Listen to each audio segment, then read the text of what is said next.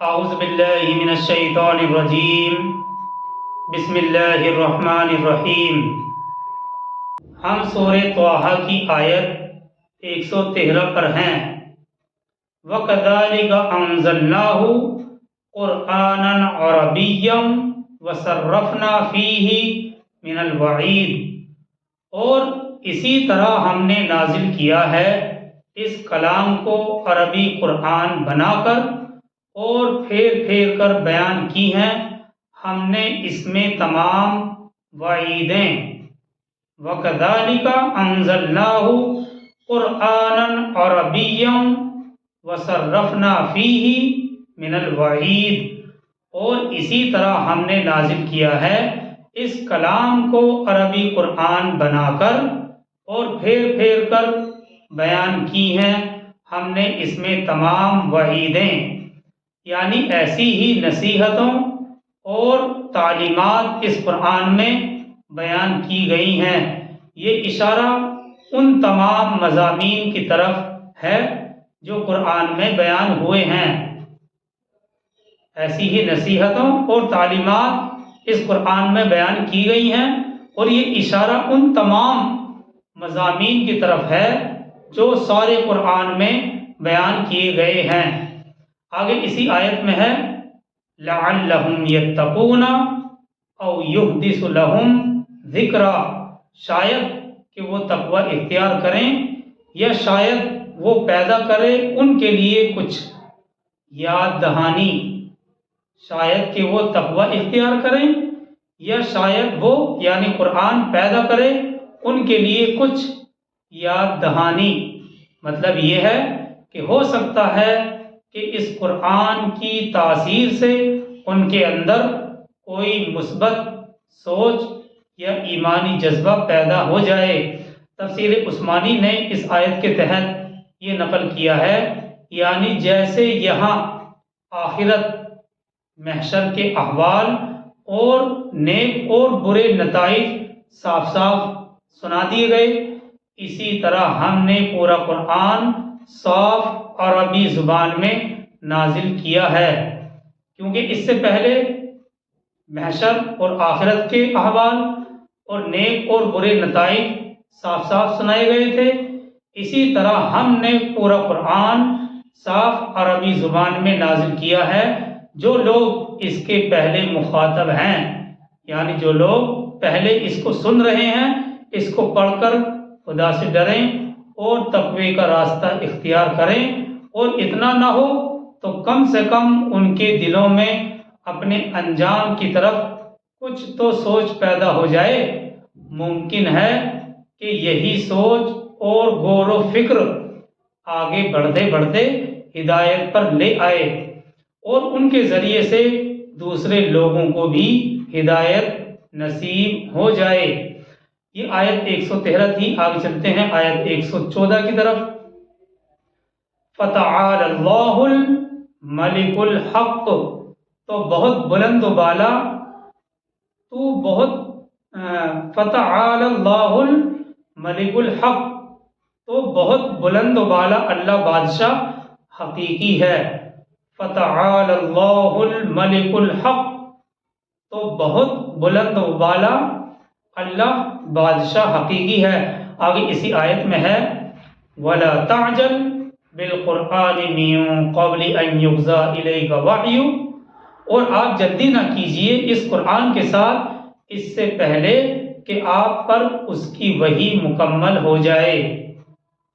وَلَا تَعْجَلْ، یہ اسی آیت 114 کا اگلا فقرہ ہے۔ وَلَا تَعْجَلْ بِالْقُرْآنِ مِن قَبْلِ أَن يُقْضَىٰ إِلَيْكَ وَحْيُهُ، اور آپ جلدی نہ کیجیے اس قرآن کے ساتھ اس سے پہلے کہ آپ پر اس کی وحی مکمل ہو جائے۔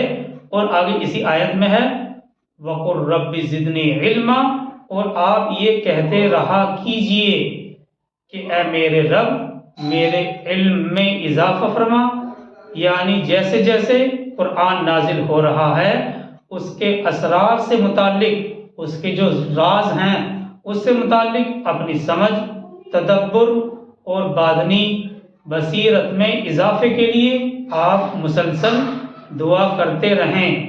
ہوتا یہ تھا کہ، اور یہ تفسیر جلالین میں بھی ہے کہ تو خدا جو سچا بادشاہ عالی قدر ہے، اور قرآن کی وحی جو آپ کی طرف بھیجی جاتی ہے، اس کے پورا ہونے سے پہلے قرآن کو پڑھنے کے لیے جلدی نہ کیا کریں، اور دعا کیا کریں کہ اے میرا پروردگار مجھے، اے میری پروردگار مجھے اور زیادہ علم عطا کرے، اور زیادہ علم دے۔ ہوتا یہ تھا کہ جب نبی صلی اللہ علیہ وسلم پر وحی نازل ہوتی تھی تو آپ صلی اللہ علیہ وسلم کہیں بھول نہ جائیں، فوراً جلدی جلدی الفاظ کو دہرانے کی کوشش کیا کرتے تھے۔ تو اس پر یہ ہدایت ہے وَلَا تَعْجَلْ بِالْقُرْآنِ مِن قَبْلِ أَن يُقْضَى إِلَيْكَ وَحْيُهُ، اور آپ جلدی نہ کیجئے اس قرآن کے ساتھ اس سے پہلے کہ آپ پر اس کی وحی مکمل ہو جائے۔ وَقُلْ رَبِّ زِدْنِي عِلْمًا، اور آپ دعا کرتے رہیں کہ اے میرے پروردگار میرے علم کے اندر اور زیادہ اضافہ فرما۔ یہ آیت 114 تھی۔ آگے چلتے ہیں آیت 115 کی طرف۔ وَلَقَدْ عَهِدْنَا إِلَىٰ آدَمَ مِن قَبْلُ، یہ آیت 115 ہے، اور ہم نے اس سے پہلے آدم سے ایک عہد لیا تھا۔ وَلَقَدْ عَهِدْنَا إِلَىٰ آدَمَ مِن قَبْلُ، اور ہم نے اس سے پہلے آدم سے ایک عہد لیا تھا، یعنی مخصوص درخت کے پاس نہ جانے کا عہد، جس کا ذکر کئی بار آ چکا ہے، سورہ بقرہ میں بھی ہم پڑھ چکے ہیں۔ آگے اسی آیت میں ہے فَنَسِيَ وَلَمْ نَجِدْ لَهُ عَزْمًا، تو وہ بھول گئے اور ہم نے اس میں ارادے کی پختگی نہیں پائی۔ فَنَسِيَ وَلَمْ نَجِدْ لَهُ عَزْمًا، تو وہ بھول گئے اور ہم نے ان میں ارادے کی پختگی نہیں پائی، یعنی آدم علیہ السلام کے بارے میں ہے۔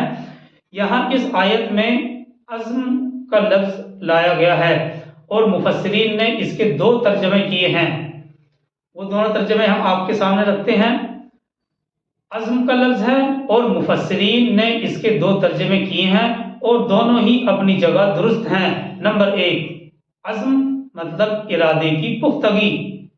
اس لحاظ سے اس آیت کا مفہوم یہ ہوگا، اس فکرے کا مفہوم یہ ہوگا کہ ہم نے آدم علیہ السلام کے اندر ارادے کی پختگی نہیں پائی، اور وہ اللہ سے کیے گئے اپنے عہد کو نبھا نہ سکے، اور اس اعتبار سے انہوں نے اپنی کمزوری کا مظاہرہ کیا۔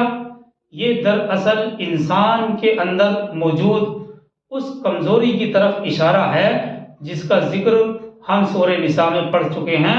اس طرح سے وَخُلِقَ الْإِنسَانُ ضَعِيفًا، کہ انسان کمزور پیدا کیا گیا ہے۔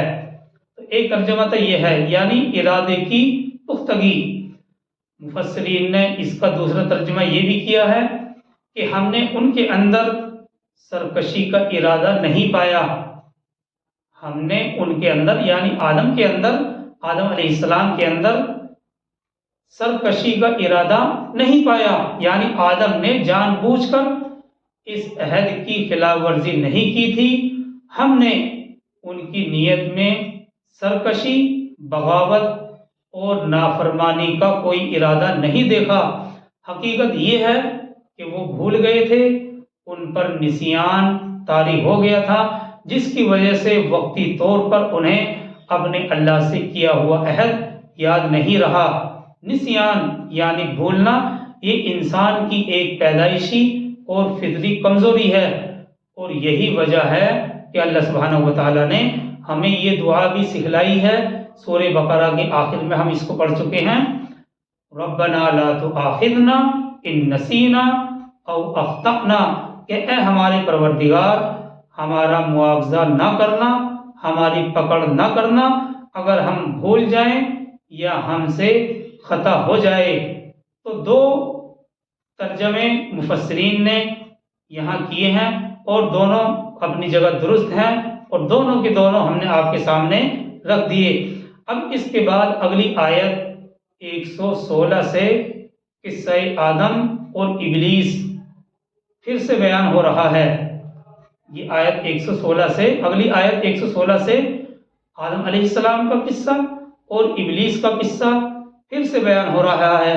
اس سے پہلے سورہ بقرہ رکو نمبر 4، سورہ اعراف رکو نمبر 2، سورہ بنی اسرائیل رکو نمبر 7، اور سورہ الحجر رکو نمبر 3، اور سورہ الکہف رکو نمبر 7 میں اس کا ذکر ہم پڑھ چکے ہیں۔ بہرحال یہ سورہ طٰہٰ کی آیت 116 ہے۔ وَإِذْ قُلْنَا لِلْمَلَائِكَةِ اسْجُدُوا لِآدَمَ فَسَجَدُوا إِلَّا إِبْلِيسَ أَبَىٰ، اور یاد کرو کہ جب ہم نے فرشتوں سے کہا تھا کہ سجدہ کرو آدم کو، تو ان سب نے سجدہ کیا سوائے ابلیس کے، اس نے انکار کیا۔ وَإِذْ قُلْنَا لِلْمَلَائِكَةِ اسْجُدُوا لِآدَمَ فَسَجَدُوا إِلَّا إِبْلِيسَ أَبَىٰ، اور یاد کرو اس وقت کو جب ہم نے فرشتوں سے کہا تھا کہ سجدہ کرو آدم کو، تو ان سب نے سجدہ کیا سوائے ابلیس کے، ابا، اس نے انکار کیا۔ آگے چلتے ہیں آیت 117 کی طرف۔ فَقُلْنَا يَا آدَمُ إِنَّ هَٰذَا عَدُوٌّ لَكَ وَلِزَوْجِكَ فَلَا يُخْرِجَنَّكُمَا مِنَ الْجَنَّةِ فَتَشْقَىٰ، تو ہم نے کہا اے آدم یقیناً یہ دشمن ہے تمہارا بھی اور تمہاری بیوی کا بھی، تو یہ تم دونوں کو کہیں جنت سے نہ نکلوا دے کہ تم پھر مشقت میں پڑ جاؤ۔ یہ اللہ سبحانہ وتعالیٰ نے ہدایت کی، تو ہم نے کہا اے آدم یقیناً یہ دشمن ہے تمہارا بھی اور تمہاری بیوی کا بھی، تو یہ تم دونوں کو کہیں جنت سے نہ نکلوا دے کہ پھر تم مشقت میں پڑ جاؤ۔ اگلی آیت 118 ہے۔ إِنَّ لَكَ أَلَّا تَجُوعَ فِيهَا وَلَا تَعْرَىٰ، یقیناً اس میں نہ تمہیں بھوک ستاتی ہے اور نہ ہی عریانی کا خدشہ ہے، نہ ہی عریانی کا خدشہ ہے۔ إِنَّ لَكَ أَلَّا تَجُوعَ فِيهَا وَلَا تَعْرَىٰ، یقیناً اس میں یعنی جنت میں تم دونوں کے لیے یہ ہدایت ہے اور یہ بات ہے کہ نہ تو اس میں تمہیں پیاس لگے گی اور نہ ہی عریانی بے لباس ہونے کا خدشہ ہے۔ اور اگلی آیت 119 ہے۔ وَأَنَّكَ لَا تَظْمَأُ فِيهَا وَلَا تَضْحَىٰ، اور یہ کہ نہ تمہیں اس میں پیاس لگتی ہے اور یہ کہ نہ تمہیں اس میں پیاس لگتی ہے اور نہ دھوپ کی کوئی تکلیف۔ آگے چلتے ہیں آیت 120 کی طرف۔ فَوَسْوَسَ إِلَيْهِ الشَّيْطَانُ، اب ہے شیطان کے بہکانے کا ذکر۔ فَوَسْوَسَ إِلَيْهِ الشَّيْطَانُ، تو وسوسہ ڈالا اس کے ذہن میں شیطان نے۔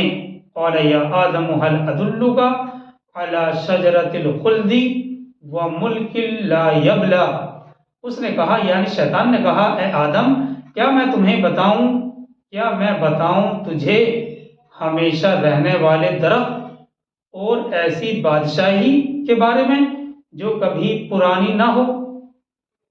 اس نے کہا یعنی شیطان نے کہا آدم کیا میں ہل ادلک، کیا میں تمہاری رہنمائی کروں، کیا میں تمہیں بتاؤں ہمیشہ رہنے والے درخت اور ایسی بادشاہی کے بارے میں جو کبھی پرانی نہ ہو۔ شیطان کے کہنے کا مطلب یہ تھا کہ اس درخت کا پھل کھانے کے بعد آپ کو دوام حاصل ہو جائے گا، ہمیشگی حاصل ہو جائے گی اور زندگی کے لیے کبھی فنا ہونے کا خدشہ نہیں ہوگا۔ گویا شیطان نے اپنی پہلی سازش کا جال انسان کی اسی کمزوری کو بنیاد بنا کر بنا تھا، اور اس کا ذکر سورہ مریم آیت 92 کی تفسیر میں بھی گزر چکا ہے۔ اصل بات کیا ہے، انسان وقت کے طوفان کو فتح کرنا چاہتا ہے، انسان چاہتا ہے کہ وہ اس دنیا میں ہمیشہ ہمیش رہے۔ انسان کی خواہش یہ ہوتی ہے کہ اس کے بعد بھی اس کا نام باقی رہے۔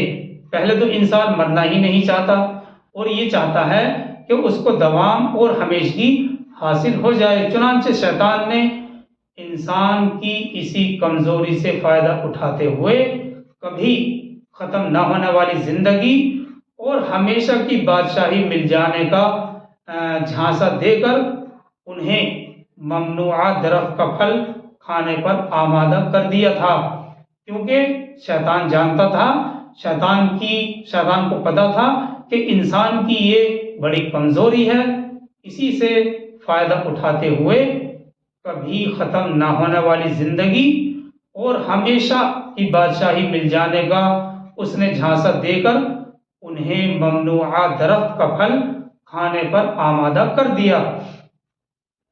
تو ان پر اگلی آیت 121 ہے، جب یہ واقعہ ہو گیا تو کیا ہوا؟ فَأَكَلَا مِنْهَا فَبَدَتْ لَهُمَا سَوْآتُهُمَا، تو انہوں نے کھا لیا اس میں سے، تو ان پر واضح ہو گئیں ان کی شرمگاہیں۔ فَأَكَلَا مِنْهَا فَبَدَتْ لَهُمَا سَوْآتُهُمَا، تو ان دونوں نے کھا لیا اس میں سے تو ان پر واضح ہو گئیں ان کی شرمگاہیں، یعنی اس پھل کے چکھتے ہی وہ دونوں کے دونوں بے لباس ہو گئے۔ سورہ اعراف میں یہ مضمون گزر چکا ہے، مزید وضاحت کی ضرورت نہیں۔ آگے اسی آیت میں ہے وَطَفِقَا يَخْصِفَانِ عَلَيْهِمَا مِن وَرَقِ الْجَنَّةِ، اور وہ لگے ڈھکنے اپنے اوپر جنت کے یعنی درختوں کے پتوں کو۔